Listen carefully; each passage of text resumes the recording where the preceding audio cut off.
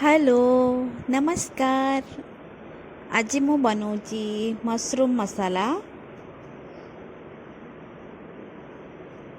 आपण मानक मशरूम मसाला पसंद कि नुहे मते कमेंट रे निश्चिंत जनइबे। देखंतु मु एथिरे हाफ केजी मशरूम नेची। मशरूम को भल से सफा करिकी सेथिरे मु मैरिनेशन पई फास्ट दही ऐड कली, तापरे हल्दी पाउडर ऐड कली, हल्का लंका गुंड पकेची,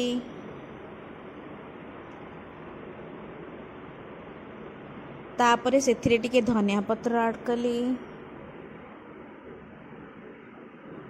तापरे अदा रसुण पेस्ट बने देची।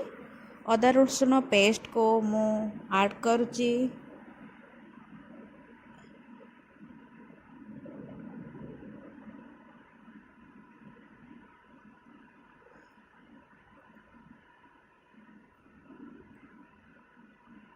तापरे मु हल्का टिके मसला गुंड ऐड करिची।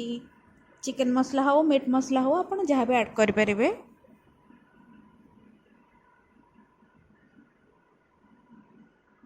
स्वाद अनुसार लुण भी पकई देची। ताकू मु भल से मैरिनेशन करी 45 मिनिट्स रखी दउची। तापरे हमें मशरूम मसाला बनेबा।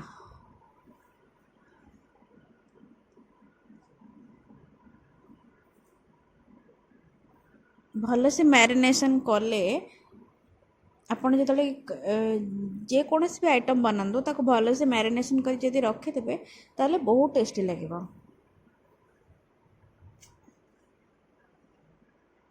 ताको छाड़ीदेबा 45 मिनिट्स पाई। तापर आमे मसला रेडी करवा।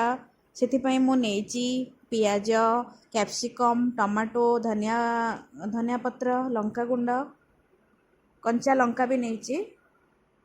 देखंतु मु मस्टर्ड ऑयल रे बनाऊँगी।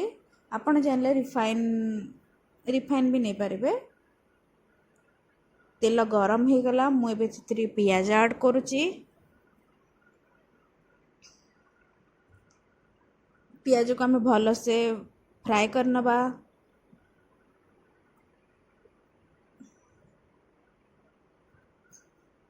पियाज एबे फ्राए हो गलानी। तापरे मु सेथिरे कैप्सिकम ऐड करूची। कैप्सिकम को ऐड करी भल से ताको फ्राए करनेबे। तापरे टमाटो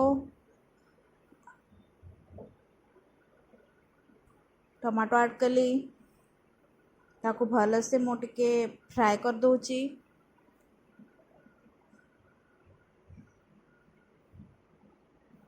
टमाटो फ्राए हो गला परे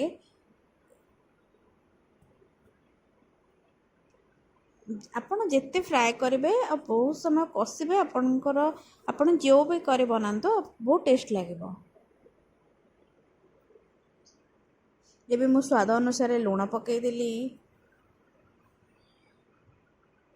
ताको आउ टिके भल से गोलई नबा।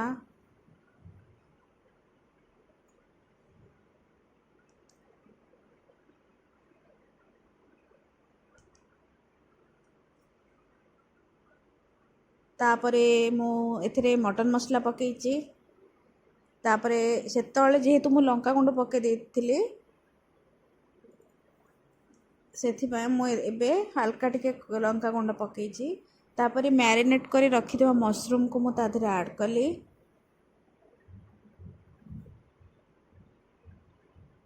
देखंतु भल से ताको हमें फ्राए करी नबा।